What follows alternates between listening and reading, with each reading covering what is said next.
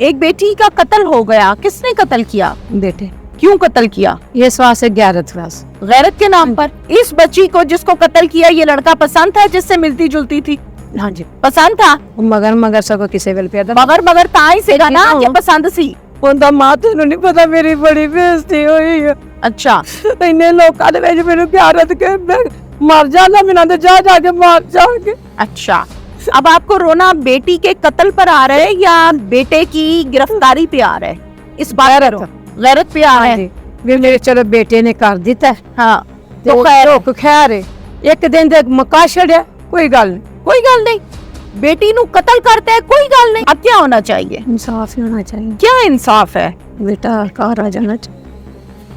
आवाज नहीं आई। क्या? बेटा घर आ जाना चाहिए। बेटा घर आ जाना चाहिए, ये इंसाफ है? बेटी कत्ल हो गई है, माँ कह रही है इंसाफ चाहिए। क्या इंसाफ चाहिए? कातिल बेटे को घर आ जाना चाहिए। अस्सलामुअलैकुम जनाब, मैं हूँ तहमीना शेख। 18 साल सायरा जो के फैसलाबाद की रिहायशी है, वालिदैन ने शादी कर दी, 3 माह शौहर के घर रही, शौहर ने मारा पीटा धक्के दिए घर से निकाल दिया। दोबारा से वालिदैन के घर आ गई और नौकरी करना शुरू कर दी, लोगों के घरों में मुलाजमत स्टार्ट कर दी। भाई को शक हुआ कि मेरी बहन जो है किरदार की ठीक नहीं है क्योंकि वो किसी को पसंद करती थी। इस बात पर भाई ने गर्दन पर फायर मारा और कत्ल कर दिया। क्या कहानी है आपको दिखाता हूँ। क्या नाम है आपका? अजरा। अजरा, आपके कितने बच्चे हैं? 4 बेटियां 4 बेटियां 2 बेटी।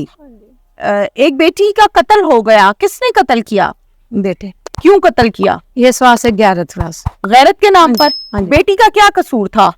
कसूर बाजी हो रही वैसे ही बात चलती सी पी बातचीत करती थी। हाँ जी फोन पर मिलती जुलती थी। ते मेरे बेटे ने मैंने सवाल क्या किया है? हाँ जी बातचीत करती थी। हाँ जी मिलती जुलती थी ते मना किया ते फिर जाके ना उत्थे रह पई। फिर दूसरी कोठी च रह पई। चल 4 दिन कहता मामा ध्यान रखे कोई क्यों मैनू ना परेशानी जी लगदी जिवें कोई मुंडे ना पीछे। कैसे कत्ल किया? मुंडे ते उन्होंने कैसे कत्ल किया? इस तरह बैठी सी इत्थे आके खाला अपनी मिलन आई है ते खाला ने इस तरह करके उन्होंने ते सवाल पूछन दिया ते पिछों आ गोली मार दी। आप कहाँ पर थी? मैं भी इत्थे। फिर आपने क्या किया? मैं मना कर दी। फिर ਉਹਦਾ ਮਾਂ ਤੈਨੂੰ ਨਹੀਂ ਪਤਾ ਮੇਰੀ ਬੜੀ ਬੇਇੱਜ਼ਤੀ ਹੋਈ ਹੈ। अच्छा ਇੰਨੇ ਲੋਕਾਂ ਦੇ ਵਿੱਚ ਮੈਨੂੰ ਗੈਰਤ ਕੇ ਮੈਂ ਮਰ ਜਾਂਦਾ ਬਿਨਾਂ ਤੇ जा के मार जाके। अच्छा, अब आपको रोना बेटी के कत्ल पर आ रहा है या बेटे की गिरफ्तारी पे आ रहा है? मेरी गल सुनो। मैंने सवाल क्या किया आपसे?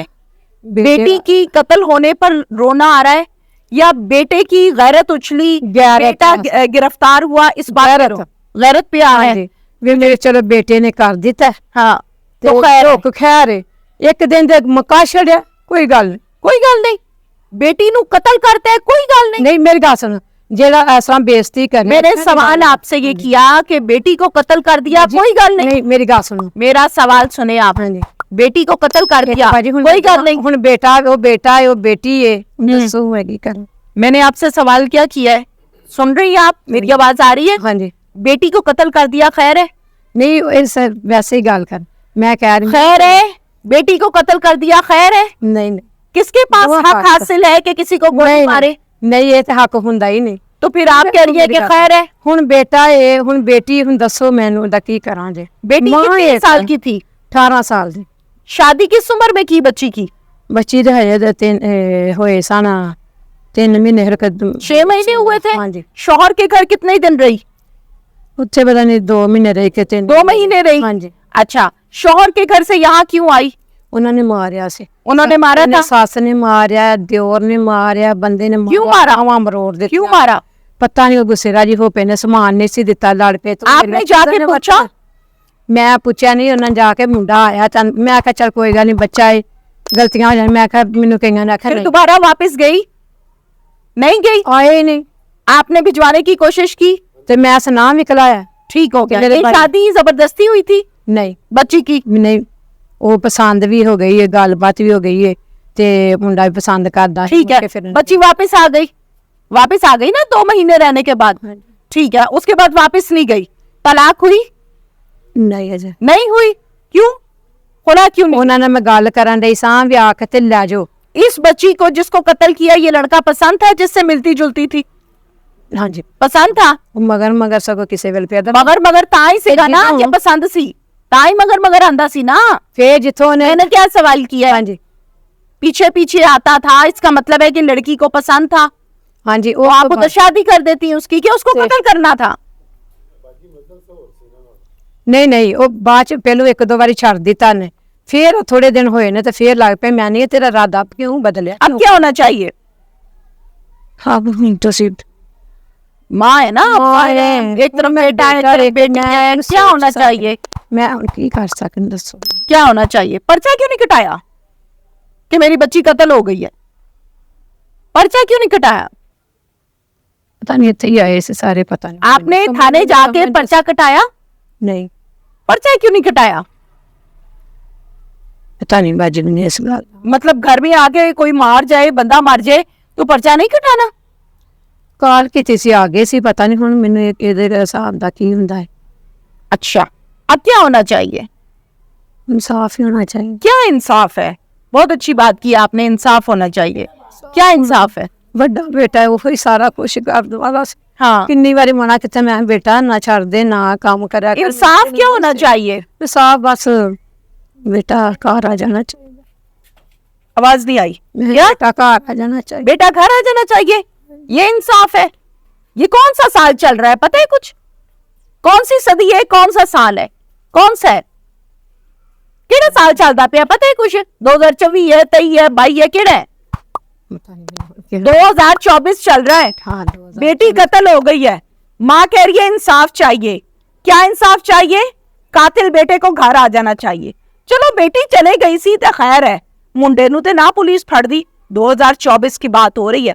मैं आपको रिलेटेड जो एसएचओ साहब हैं जिन्होंने इस केस पर काम किया, और मैं सलाम पेश करती हूँ इस शख्स को जो खुद मुद्दई बना इस केस में, उससे हम डिटेल से बात करते हैं क्या हुआ था, मौके पर आए थे, क्या देखा था। अच्छा, एसएचओ वसीम इनका नाम है, मुशाताबाद थाने में ये एज अ एसएचओ अपनी जिम्मेदारियों को बड़ी आसान अंदाज में सरअंजाम दे रहे हैं। एसएचओ साहब 15 की कॉल आई थी, आप इधर आए थे? जी बिल्कुल, 15 पे कॉल आई कि किसी ने एक फायर मार के एक लड़की को कत्ल कर दिया। फिर उस पर हमने रिस्पॉन्ड किया। मौके पे मैं और मेरे डीएसपी साहब हम दोनों पहुंचे, एसपी साहब भी पहुंचे।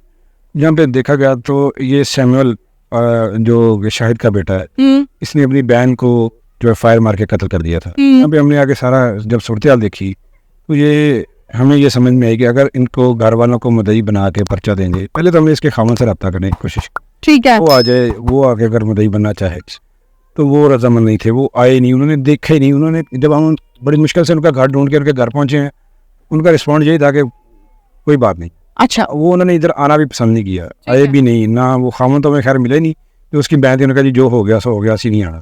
ठीक है, इस तरह के उनके अल्फाज थे। ठीक है, तो उस पर फिर हमने तमाम अफसरान से मशवरा किया, एसपी साहब से मशवरा किया। इसमें हमने फिर पुलिस की मुद्दईयत में एक FIR काटी, जिसमें हमने ऑनर किलिंग की एक दफ़ा होती है 311 311 थे पे, ठीक है, 302 311 थे पे में हमने FIR दी। उसमें ये होता है कि ये कंपाउंडेबल नहीं है, इसमें शुरानामा नहीं हो सकता, इसमें मुलज़म को सजा होनी ही होनी है। इस दफ़ा के तहत हमने कार्रवाई की, PFS से टीम को बुलाया, यहाँ से जो भी शायद जो खौल था वो लिया, उससे लड़के को जो सैमुअल है उसको अरेस्ट किया, उसको अरेस्ट करके उसे जो पिस्टल है वो बरामद किया। अभी क्या वो कहता है भाई, क्यों कत्ल किया? भाई ये जैसे इसकी वालदा बता रही है, उसको कोई शक था उस लड़की पे मुझे ये बताइए, आप एज अ एसएचओ काम कर रहे हैं, जाहिर है बेशुमार केसेस को देखा, पब्लिक डीलिंग, बेगुनाह गुनाह तमाम लोगों को देखते हैं। किसी भी तौर पर मर्डर रीजनेबल है?